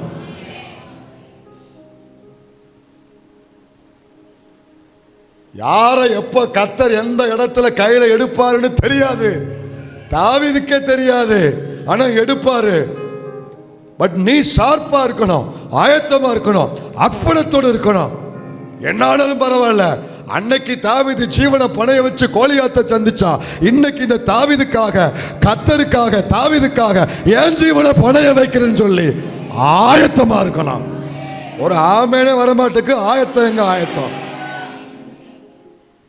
யாரு எப்போன்னு எனக்கு தெரியாது, ஆனா இங்க இருக்கிற ஒரு சிலரை அந்த குறிப்பிட்ட டைம்ல கர்த்தர் எடுப்பாரு. அவன் எழும்பி கை சலித்து தன் கை பட்டயத்தோடு ஒட்டி கொள்ளும் மட்டும். இந்த வசனம் புரியணும்னா உங்க வாழ்க்கையில நீங்க ஒரு காரியத்தை இதுக்கு முன்னால நீங்க செஞ்சிருக்கணும். மலங்காட்டுக்கு போய் விறகு வெட்டினவங்க யாராங்க இருக்கீங்களா? விறகு வெட்டினவங்க கை வைத்துங்க. எங்களுக்கு அந்த அனுபவம் உண்டு. மலையில் ஏறி போய் விறகு வெட்டி வருவோம். நாங்கள் இருந்த வீடு மலை அடிப்பட்டி. எங்கள் வீடு இருந்தது மலை, ஒரு மலை உண்டு, அந்த மலைக்கு அடியில் எங்கள் வீடு உண்டு. அந்த மலைக்கு சொந்தம் நினைக்காதீங்க, மலைக்கு சொந்தக்காரன் இல்லை, மலைக்கு கீழே வீடு வச்சு கட்டி வச்சிருந்தா அதில் வாடகைக்கு இருந்தோம். அந்த மலை அடிப்பட்டி அடிவாரத்தில் உண்டு. சில நேரங்களில் என்ன செய்வோன்னா, மேலே நண்பர்களாக சேர்ந்து மலையில் மேலே ஏறுவோம். உச்சி போய் அங்கே விறகுகளை வெட்டி வெயிலில் மேலே போய் விறகை வெட்டி நல்லா கெட்டி தலையில் கொண்டு வருவோம். இறங்கி வருவோம். செங்குத்தாக இருக்கும், ஏறி இறங்கணும். ஏறும்போது வெயிட்லெஸ்ஸாக இருக்கும், இறங்கும்போது வெயிட்டாக இருக்கும். தூக்கி வச்சு இறங்கணும். அந்த விறகு வெட்டு வரும்பொழுது தான் தெரியும், விறகு வெட்டினவங்களுக்கு தெரியும். ஆரம்பத்தில் உற்சாகமாக டம்முன்னு போடுவோம். ஒரு 4 விறகை போட்டதுக்கப்புறம் கை என்ன ஆகும்?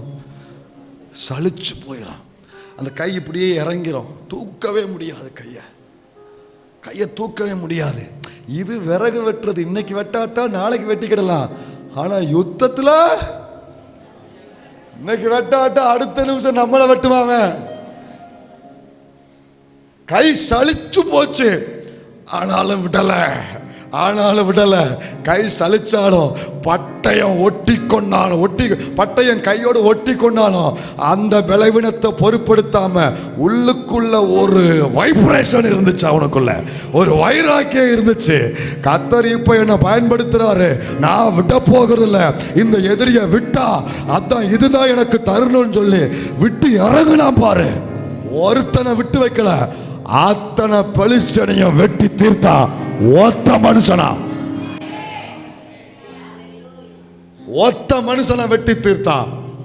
அதனால தான் வசனம் சொல்லுது, ஒட்டி கொள்ளும் மட்டும் பெலிஸ்தியரை வெட்டினான். அன்றைய தினம் கர்த்தர் பெரிய ரட்சிப்பை நடப்பித்தார். கைதட்டி கர்த்தருக்கு மகிமை செலுத்தி பெரிய ரட்சிப்பை நடப்பித்தார். தன் சுதந்திரத்துக்கு பெரிய ரட்சிப்பை நடப்பித்தார். அல்லேலூயா. இப்படி ஒரு நாள் வரும்னா ஆண்டவர் தம் சுதந்திரத்துக்கு உண்டு பண்ணி வைத்தாரு பெரிய ரட்சிப்பை. அந்த பெரிய ரட்சிப்பு வெளிப்படுவதற்கு ஒரு நபர் தேவைப்பட்டான். அவன் தான் ஏலியாசார். இந்த சத்தியத்தின்படி இங்கே இருக்கிற சிலரை கர்த்தர் செலக்ட் பண்ணி வச்சிருக்கிறாரு. நீங்கள் எப்போதும் உங்கள் பட்டயத்தை ஷார்ப்பாக வச்சுருங்க. உங்களுடைய பட்டயத்தை நீங்கள் ஷார்ப்பாக, நீங்கள் எப்போதும் ஆயத்தமாக இருங்க. யாருக்காக யார் சார்பில் நின்று காரியத்தை நடப்பிக்கும்படி தெரியாது. ஆனால் கர்த்தர் ஒரு நாள் உங்களுக்கு உங்கள் மூலம் ஒரு பெரிய ரட்சிப்பை உண்டு பண்ணும்படி திட்டம் பண்ணி வைத்திருப்பாரு. அதற்கு நீங்கள் ஆயத்தமாக இருங்க. அல்லேலூயா. சார், இன்னும் ஒரு சில காரியம். இப்போ 68க்கு வாங்க. 68க்கு வாங்க. டக்குன்னு சொல்லி நான் முடிக்கிறேன். அப்போ ஆண்டவர் சுதந்திரத்துக்கு உண்டு பண்ணினது என்னது? ரட்சிப்பு. அது என்ன ரட்சிப்பு? பெரிய ரட்சிப்பு. ஏன்னா 2 ரீசன். நம்பர் 1, சத்துரு அவர்களுக்கு விரோதமாய் வருவதனால், எதிர்பாராத நேரத்தில் உள்ள வருவதனால், அவன் தெரிந்து நம்மளை காப்பாற்றும்படி தேவன் நம்மளை சுற்றி என்ன வச்சிருக்கிறாரு? ரட்சிப்பை உண்டு பண்ணி வைத்திருக்கிறார். 2வது ரீசன் நம்பர் 2, நம்ம எவ்வளவு பெரிய ஆளாக இருந்தாலும் சோர்ந்து போகக்கூடிய நேரம் வரும். அந்த நேரத்தில் நம்மளை பாதுகாக்கும்படி தேவன் ஒரு ரட்சிப்பை உண்டு பண்ணியிருக்கிறார். அது பெரிய ரட்சிப்பு. அந்த ரட்சிப்புக்கு முகவரி இல்லாத, அறிமுகம் இல்லாத ஆட்களை தேவன் பயன்படுத்துவார். அல்லேலூயா. சரி, அடுத்து ஆண்டவர் எதை உண்டு பண்ணி வைத்திருக்கிறார்னா, மறுபடியும் அந்த 68 வாங்க. சங்கீதத்துக்கு தான் 68 இப்போ மறுபடியும் அந்த கடைசி வசனத்தை வாசிங்க. 68 முழுவதும் வாசிங்க. உன் தேவன் உனக்கு பலத்தை கட்டளையிட்டார்.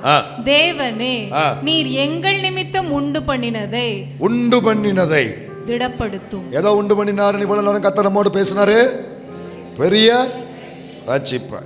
அடுத்து எதை உண்டு பண்ணினார்னா, தன் சபைக்கு, தன் சுதந்திரத்துக்கு தேவன் உண்டு பண்ணி வைத்திருக்கிற அல்லது கொடுக்க போகிற, நாம் சந்திக்க போகிற சில ஆசீர்வாதம் உண்டு. அடுத்தடுத்த வசனங்கள்ல சொல்லப்பட்டிருக்கு. 29ஆம் வசனம், எருசலேமில் உள்ள உம்முடைய ஆலயத்தின் நிமித்தம் ராஜாக்கள் உமக்கு காணிக்கைகளை கொண்டு வருவார்கள். புரியலையா ஒருவருக்குமே இந்த வசனம்? ஆண்டவர் தன் சுதந்திரத்துக்கு என்ன உண்டு பண்ணி வச்சிருக்கிறார் தெரியுமா? ரட்சிப்பை உண்டு பண்றாரு. 2வது எதை சபைக்கு கொடுக்கிற? கர்த்தர் சபைக்கு என்ன கொடுக்கிறார் தெரியுமா? ஆளுகளை பாரு, காணிக்கையிலே இருக்கிறேன். வருது, நீங்க சொல்றது உண்மைதான். ராஜாக்கள் காணிக்க வருது. ஆனா இதுல நம்ம பார்க்க வேண்டிய ஒரு சத்தியம் என்ன தெரியுமா? எல்லாரும் சேர்ந்து வாசிங்க. உம்முடைய ஆலயத்தின் நிமித்தம் ராஜாக்கள் உமக்கு காணிக்கைகளை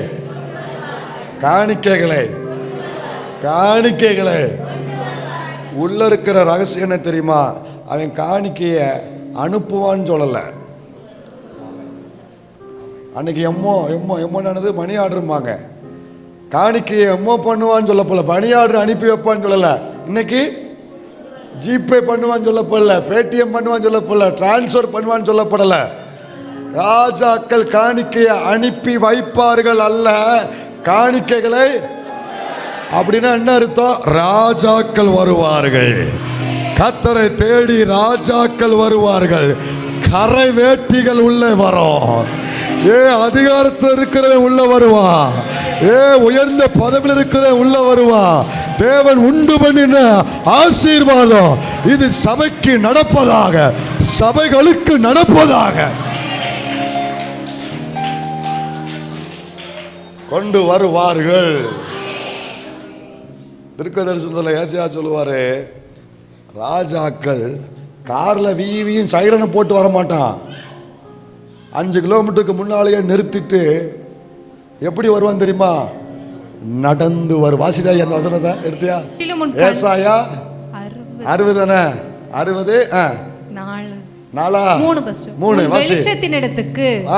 60 பாருங்க. உன் வெளிச்சத்தின் இடத்துக்கு ஜாதிகளும், வெளிச்சத்துக்கு ஜாதிகளும் உதிக்கிற உன் ஒளியின் ஒளியை பார்த்து ராஜாக்கள் நடந்து வருவார்கள். இன்னோவால வந்து இறங்குவான்னு சொல்லப்படல, எஸ்கார்டுல வந்து இறங்குவான்னு சொல்லப்படல. எத்தனை எஸ்காண்டாலும் வெளியில நிப்பாட்டிட்டு ஆலயத்துக்கு நடந்து வருவார்கள். இதையெல்லாம் கர்த்தர் உண்டு பண்ணி வச்சிருக்கிறாரு. என்னைக்குன்னு தெரியாது, ஆனா உண்டு பண்ணி வச்சிருக்கிறாரு. அந்த நாட்கள் வருவதாக. அடுத்து என்ன உண்டு பண்ணியிருக்கிறாரு? வசனம் தொடர்ந்து வாசி. அப்படியே சங்கீதத்தை அப்படியே வரிசையாவா. சங்கீதத்துக்கு 68லயே இப்ப 29 வாசித்தாச்சு. இப்ப 30க்கு வா. நாணலில் உள்ள மிருக கூட்டத்தையும் ஜனங்களாகிய கன்றுகளோடு கூட ரிஷப கூட்டத்தையும் அதட்டும். ஒவ்வொருவனும் வெள்ளி பணங்களை கொண்டு வந்து பணிந்து கொள்ளுவான். யுத்தங்களில் பிரியப்படுகிற ஜனங்களை. அடுத்த கர்த்தர் என்ன செய்ய போறாருன்னா, அந்த சபைக்கு, இந்த சுதந்திரத்துக்கு யுத்தங்களில் பிரியப்படுகிற ஜனங்களை சிதறடிப்பா. உள்ள இருந்துக்கிட்டே குழப்பம் பண்றான் பாருங்க, வேண்டாத காரியங்களை பண்றான் பாருங்க, வேண்டுமென்றே கிராமம் சொல்லுவாங்க சிலுவை இழுத்துக்கிட்டு இருக்காம்பாங்க. அந்த மாதிரி பிரச்சனையை இழுக்கிறான் பாருங்க, பிரச்சனையை உண்டு பண்ணுறான் பாருங்க, பிரச்சனையை உண்டு பண்ண வேண்டும் என்று மனநிலைமையில் இருக்கிறான் பாருங்க. அப்படிப்பட்ட யுத்தத்தில் பிரியப்படுகிற ஜனம் சபைக்குள் இருந்தாலும் சரி, அவனை ஜனம் சொல்லக்கூடாது. யுத்தத்தில் பிரியப்படுகிற கூட்டம் சபைக்குள் இருந்தாலும் சரி, உங்கள் தொழில் ஸ்தலத்தில் இருந்தாலும் சரி, உங்கள் எல்லைக்குள் இருந்தாலும் சரி, வேண்டாத பிரச்சனைகளை உண்டு பண்ணுகிற ஆவி உடைய ஆட்கள் அவர்கள் சிதறடிக்கப்படுவார்கள். இந்த ராத்திரியில அது நடப்பதாக. கர்த்தருடைய கரம் அதை செய்வதாக.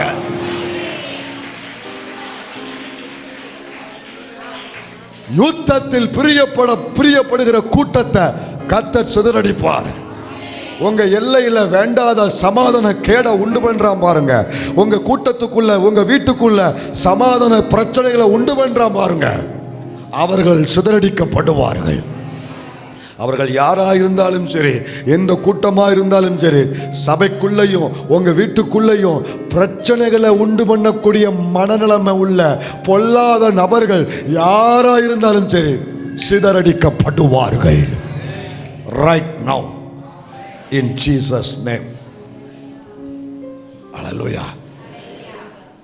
நான் இது ஒன்றையும் தொட்டு விடுறேன் உங்களுக்கு. நீங்கள் வீட்டில் இதை வச்சு ஜெபம் பண்ணுங்க. உங்களுக்கும் சபைக்காகவும் இதை வச்சு ஜெபம் பண்ணுங்கிறதுக்காக பாயிண்டை மட்டும் சொல்லி நான் விடுறேன். சரியா? அடுத்த ஆண்டு என்ன செய்றாரு பாருங்க. கீழே வாங்க, அடுத்த வசனம் வாங்க, 31 வாருங்க. பிரபுக்கள் எகிப்திலிருந்து வருவார்கள். போதும், இரு. அடுத்து அவர் ஒன்று வாங்க. நம்பர் 1 என்னது? ரட்சிப்பு, பெரிய ரட்சிப்பு. நம்பர் 2 என்னது? ராஜாக்கள் வருவான், காணிக்கையை கொண்டு வருவான். அவன் வருவான், அப்புறம் அவன் வந்தால் அவன் காணிக்கை வந்தான் ஆகணும் இல்லையா? அவன் வந்தால் அவன் காணிக்கை வந்தான் ஆகணும். ஆமாம், சரி, வரும்போது வரட்டும். அப்புறம் என்ன நடக்குமா? யுத்தத்தில் பிரியப்படுகிற கூட்டம் என்ன செய்யப்படுவாங்க? 3வது. 4வது பிரபுக்கள் எகிப்திலிருந்து வருவார்கள். எகிப்து இந்த இஸ்ரவேலருக்கு தலைமுறை எதிரி,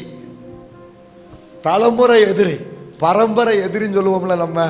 அந்த மாதிரி தலைமுறை எதிரி யாரு? எகிப்து. அந்த எகிப்திலிருந்து வருவானா. வசனம் உங்களுக்கு புரியுதா? ஒருவனுடைய வழி கர்த்தருக்கு பிரியமா இருந்தா அவன் சத்துருக்கள் அவனோடு வந்து சமாதானம் பண்ணும்படி கர்த்தர் கொண்டு வருவாரு. உன்னை புரிந்து கொள்ளாம உன்னை குற்றம் சாட்டினவர்கள், உன்னை உண்மையை புரிந்து கொள்ளாம உனக்கு எதிராய் நின்றவர்கள், உனக்கு விரோதமாய் சாட்சி சொன்னவர்கள், உன்னை எதிராய் பார்த்தவர்கள், உன்னை பகைத்தவர்கள், பல பரம்பரை எதிரியா இருக்கலாம். உங்க அப்பா காலத்துல இருந்தே அவன் தலைமுறை எதிரியா இருக்கலாம். ஆனா உன் காலத்துல உன்னோடு சமாதானம் பண்ணும்படி கர்த்தர் கொண்டு வருவாரு. ஆண்டவர் கொண்டு வருவாரு. தேவ பிள்ளையே, அப்படி யாராயிலும் உங்க மனதை வேதனைப்படுத்தக்கூடிய ஆட்கள் இருக்கிறாங்களா? வேண்டியவர்கள் ஆனா வேதனைப்படுத்துறாங்கல்ல. அவங்க வேண்டியவங்க தான், ஆனா உங்களை வேதனைப்படுத்துறாங்களே. கர்த்தர் கொண்டு வருவார். கடைசி ஆண்டு நடக்கும். அப்படின்னா கடைசி ஆண்டு என்ன செய்யறாருன்னா, அதே வசனத்தை அப்படியே தொடர்ந்து வாசிங்க, மீதியை வாசிங்க. எத்தியோப்பியா தேவனை நோக்கி கையெடுக்க தீவிரிக்கும். அடுத்து ஆண்டவர் செய்றாரு, எத்தியோப்பியன்.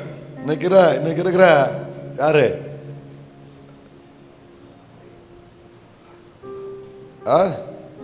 அந்த கருப்பின மக்கள் யாரு? ஆப்பிரிக்கன்ஸ். அதுல ஒரு கூட்டம் தான் எத்தியோப்பியன். வசனம் என்ன சொல்லுது பாருங்க, எத்தியோப்பியா தேவனை நோக்கி கையெடுக்க தீவிருக்கும். இது எவ்வளவு பயங்கரமான ஒரு சத்தியம் தெரியுமா? அந்த வசனம் வாய்ப்பே கிடையாதுங்க. இந்த எத்தியோப்பியன் உலகத்துல எவன் மாறினாலும் இவன் மாற வாய்ப்பே. வசனம் நான் சொல்றேன், கிழக்கே உதிக்கிற சூரியன் மேற்கே உதிச்சாலும் இவன் மாற மாட்டான்னு சில ஆட்களை முத்திர குத்தி வச்சிருப்போம் தெரியுமா? இவன் திருந்த மாட்டா. இவன் ரட்சிக்கப்படவே, இவன் மாறவே, இவன் வாய மூடவே. சில காரியம் எது நடந்தால் நடக்குமே தவிர இது நடக்க வாய்ப்பே இல்லை அப்படின்னு சில காரியத்தோடு நம்ம போராடி மன்றாடி இனிமே இது நடக்க வாய்ப்பு இல்லைன்னு சொல்லி நீங்க முத்திர குத்திட்டு வந்திருக்கீங்களே, அதுதான் எத்தியோப்பியன். ஏன்னா உலகத்துல இவன் மாறுறதுக்கு வாய்ப்பு இல்லைன்னு பைபிளே சொல்லுது. பைபிளே இன்னொரு இடத்துல சொல்லுது. எங்க சொல்லுது? எரேமியா மூலம் ஆண்டவர் சொல்லுவாரு. 13வது அதிகாரம் 23. ஞாபகம் வச்சுக்கோங்கள, 13:23. எரேமியா 13:23 13:23. எரேமியா 13:23 வாசிமா. எத்தியோப்பியன் தன் தோலையும் சிவிங்கி தன் புள்ளிகளையும் மாற்றக்கூடுமோ? மாற்றக்கூடுமா? சிவிங்கினா இந்த ஒட்டக சிவிங்கி இருக்கலங்க, ஒட்டக சிவிங்கி இருக்குல்ல, அதுல என்ன இருக்கும்? புள்ளி இருக்கும். அந்த புள்ளியை மாற்ற முடியுமா? முடியாது. அதே மாதிரி இங்க இன்னொருத்தனை சொல்றாரு ஆண்டவர். யாரு? எத்தியோப்பியன் தன் தோலை, அவன் தோலை பார்க்கும்போது ஸ்பீக்கர் பரவாயில்லாம இருக்கும். ஸ்பீக்கர் பரவாயில்லாம இருக்கும். அந்த மாதிரி இருப்பாம அவன் தோலை மாத்த. நீங்களாம்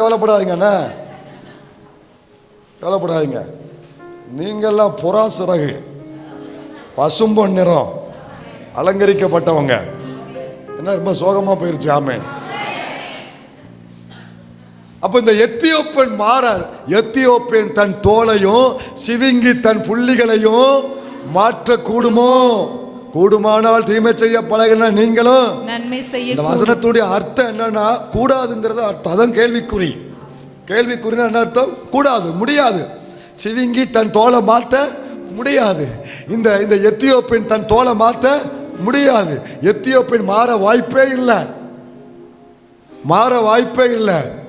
ஆனா கர்த்தர் சொல்றாரு, மாற வாய்ப்பு இல்லாதவன் இங்க சொல்லப்பட்டிருக்குது, தேவனை நோக்கி கையெடுக்க தீவிரிப்பான். தேவனை மாறுவதற்கு வாய்ப்பு இல்லாதவன் தேவனை நோக்கி கையெடுக்க தீவிரிப்பான். ஆண்டவர் நமக்கு என்ன சொல்றாரு தெரியுமா? மாறுவதற்கு வாய்ப்பு இல்லைன்னு சொல்லி நீங்க முத்திர குத்தி இருக்கிறீங்களே, ரட்சிக்கப்பட இனிமே வாய்ப்பு இல்லைன்னு சொல்லி நீங்க முடிவெடுத்திருக்கிறீங்களே, இனி இவர் ரட்சிக்கப்பட மாட்டார், இனி என் குடும்ப காரியம் மாறாது, இனி இந்த பிரச்சனை மாறாது, என் தொழில் எழும்பாது, என் பிள்ளை காரியம் மறுபடியும் சரியாகாது அப்படின்னு எது மாறாது சரியாகாது அப்படின்னு ஜனமே முடிவெடுத்து வந்திருக்கிறையோ, கர்த்தர் உனக்கு ஒரு வார்த்தை சொல்லுகிறாரு. மாற்ற முடியாத காரியத்தை கர்த்தர் மாற்றுவாரு. சரிபடுத்த முடியாத காரியத்தை கர்த்தர் சரிபடுத்துவாரு. அவர்கள் தீவிரித்து வருவார்கள். அந்த காரியம் சரியாக்கப்படும். இயேசுவின் நாமத்தில் இத்தனை வருடங்களாய் சரியாகாத காரியம் சரியாக்கப்படும். சரியாக்கப்படும். அவர் ரட்சிக்கப்படுவாரு. அவங்க ரட்சிக்கப்படுவாங்க. அவங்க மாறுவாங்க. அது சரியாகும், சமாதானமாகும், இணைவாங்க, வாழ்வாங்க, கட்டப்படும், பயிரிழமாய் மாறும். அது எவ்வளவு பாலானாலும் பயிரிழமாய் மாறும். எவ்வளவு உடைஞ்சாலும் அது மறுபடியும் கட்டப்படும். தேவனை நோக்கி கையெடுக்க தீவிரிக்கும். அடிமட்டத்துக்கு போனாலும், அடையாளம் தெரியாம உருகொலிந்து போனாலும் அது மறுபடியும் மாறி வரும். விசுவாசிங்க, ஜெபிங்க, அறிக்கை இடுங்க, கதறுங்க. கர்த்தரை பார்த்து வார்த்தையை வச்சு நீங்க கதறி கூப்பிடுங்க. அது மாறும்.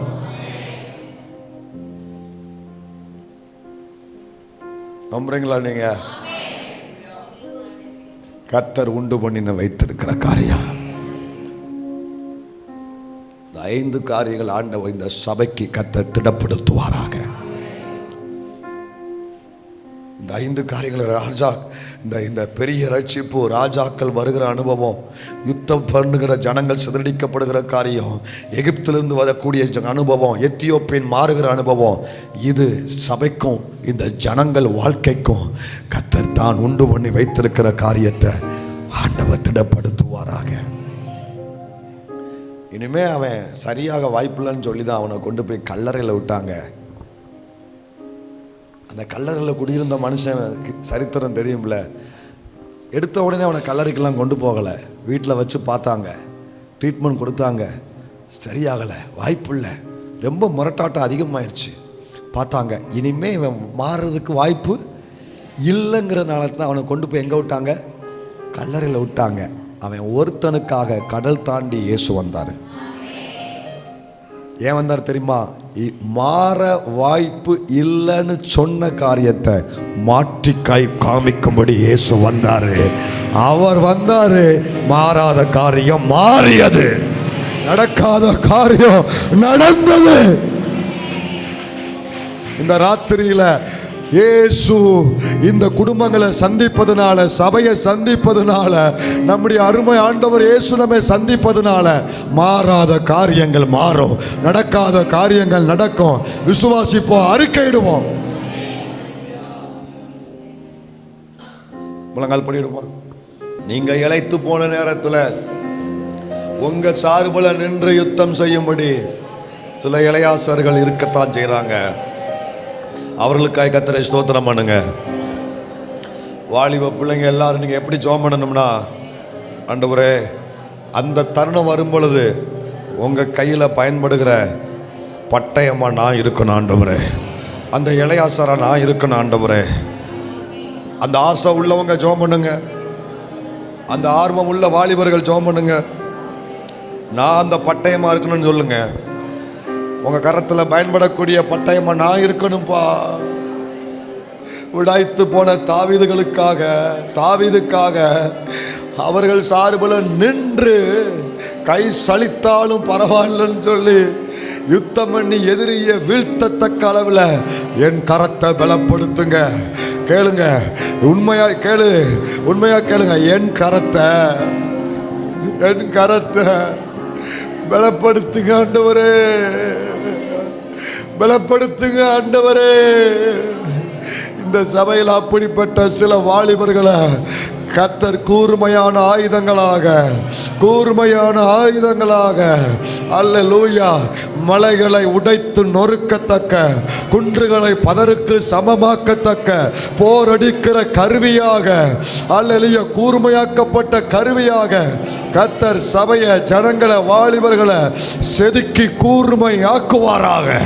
இந்த ராத்திரி நேரத்தில் அப்படிப்பட்ட வாலிபர்களை கர்த்தர் தம் கரத்தில் எடுத்து பத்திரப்படுத்தி பாதுகாப்பாராக. ஜெபம் பண்ணுங்க, தொடர்ந்து அவளுக்காக ஜெபம் பண்ணுங்க.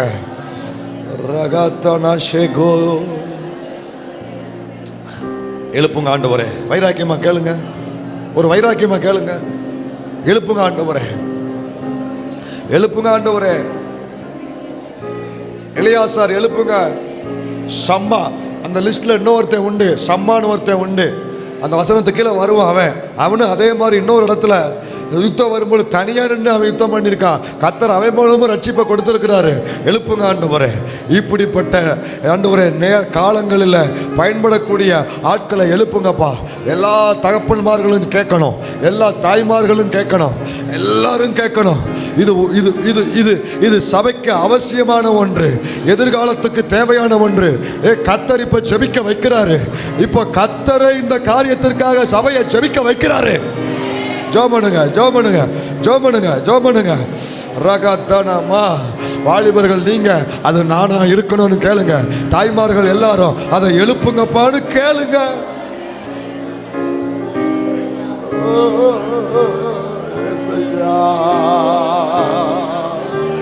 ஏசையா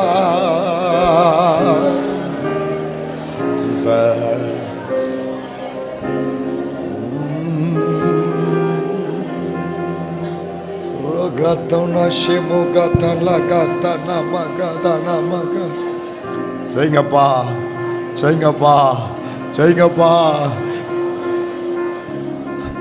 எழுப்புங்கப்பா, எழுப்புங்கப்பா. மங்கி எரிகிற திரியை அடையாதவர், நெறிந்த நாளிலே முறியாதவர். இந்த ராத்திரியில் இந்த செய்தியை கேட்ட சில பிள்ளைங்களை அதற்கென்று கர்த்தர் செதுக்குவீராக, நன்றாய் செதுக்குவீராக, உருவாக்குவீராக, உருவாக்குவீராக. ராஜா உருவாக்குங்கப்பா, எங்க பிள்ளைங்களை உருவாக்குங்கப்பா, உருவாக்குங்கப்பா. வேணும்பா, இந்த மாதிரி ஒரு ஜெனரேஷன் எங்க மத்தியில் எழும்பணும்பா. ஊழியம் வீணாய் போகாது, பிரயாசம் வீணாய் போகாது, ஓட்டம் வீணாய் போகாது. இப்படிப்பட்ட ஒரு சேனைய எங்களுக்கு வேணும், இந்த சபைக்கு வேணும், இந்த ஊழியத்துக்கு வேணும். யுத்தம் பண்ணுகிற சேனை இந்த ஊழியத்துக்கு வேணும். இந்த ராத்திரியில பாரத்தோடு நாங்கள் ஜெபிக்கிறோம்.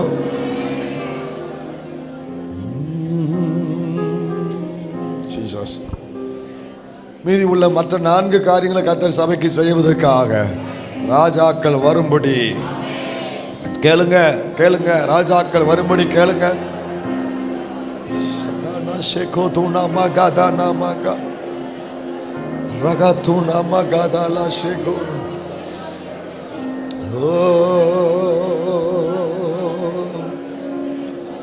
யுத்தங்களில் பிரியப்படுகிறவங்க, சண்டைகளை விரும்புகிறவங்க, பிரச்சனைகளை விரும்புகிற அவர்கள் வெளியேற்றப்படணும், சிதறடிக்கப்படணும். உங்கள் எல்லையில் இருந்தாலும், உங்கள் பிஸ்னஸில் இருந்தாலும், இந்த தேவையில்லாமல் பிரச்சனைகளை உண்டு பண்ணி உங்கள் சமாதானத்தை கெடுக்குது பாருங்க, அந்த ஆவி இப்போ வெளியேறணும், வெளியேறணும். நீங்கள் ஜெபிக்கிற ஜெபத்தில், வைராக்கியத்தில், இந்த ஒரு யுத்த ஜெபத்தில் அந்த பிரச்சனையின் ஆவி, வன்முறையின் ஆவி வெளியேறும்படி ஜெபம் பண்ணுங்க, வெளியேறும்படி ஜெபம் பண்ணுங்க. அல்லேலூயா. ரகா ஷேகோ தூனா மாகா ரபோ கத்தனாமா ஷேகோ தூனாமா. அந்த ஆவி வெளியேறட்டும், அந்த ஆவி வெளியேறட்டும், அந்த ஆவி வெளியேறட்டும். வன்முறையின் ஆவி, சண்டையின் ஆவி, சமாதானத்தை கெடுக்கிற ஆவி, தகப்பனே ஒருமனப்படுகிறோம் இயேசுவின் நாமத்தில் வெளியேறட்டும், வெளியேறட்டும், வெளியேறட்டும், வெளியேறட்டும். இந்த பிள்ளைகள் குடும்பங்களை விட்டு, இந்த சபையின் எல்லையை விட்டு பிரச்சனைக்குரிய காரியம் அத்தனையும் தகப்பனே வெளியேற்றுங்கப்பா, வெளியேற்றுங்கப்பா. எகிப்திலிருந்து பரம விரோதிகள் பட்சத்தில் வருவதற்காக, பட்சத்தில் வருவதற்காக ஸ்தோத்திரம், ஸ்தோத்திரம். மாறாத எத்தியோப்பியன் மாறப்போகிறதுக்காக ஸ்தோத்திரம். ரட்சிக்கப்படாத நபர்கள் ரட்சிக்கப்பட போகிறதுக்காக, சபைக்கு வர போகிறதுக்காக, எழும்பாத காரியம் மறுபடி எழும்ப போகிறதுக்காக. அல்லேலூயா. கைவிட்டு போன அத்தனையும், ஆமென், யாராலையும் மாற்ற முடியாத காரியத்தை கர்த்தர் மாற்றி அமைப்பதற்காக